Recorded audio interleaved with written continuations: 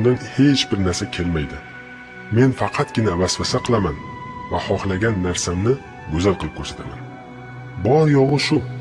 Agar odamlarni zalolatga tushirish qo'limdan kelganda edi, unda la ilaha illalloh Muhammadur Rasululloh deydigan va roza tutib namoz o'qiydigan hech kimni qoldirmasdim.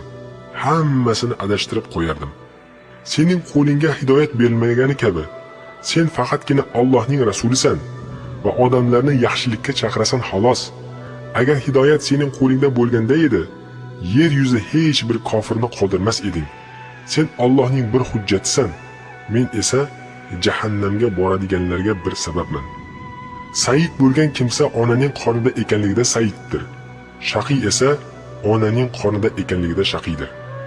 Odamni said qiladigan Allohdir. Odamni shaqiy qiladigan ham Allohdir. Keyin payg'ambarimiz sallallohu alayhi vasallam iblisga shunday dedi: Ey Abu Murra, sen Rabbingga tavba qilib Allohga qaytsang bo'lmaydimi? Jannatga kirishingga kofil bo'lar edim. Va'da beraman.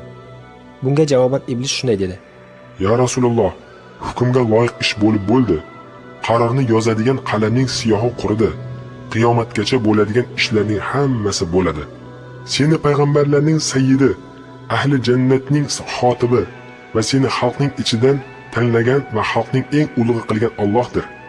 Meni ham shaqiylarning sayyidi va jahannamliklarning xotibi qilgan Allohdir va u butun nuqson sifatlardan munazzahdir. Va oxirida iblis gapini quyidagicha bitirdi: Xullas, bu senga aytgan so'zlarimning oxirgisidir va aytgan gaplarimning hammasini rost aytdim.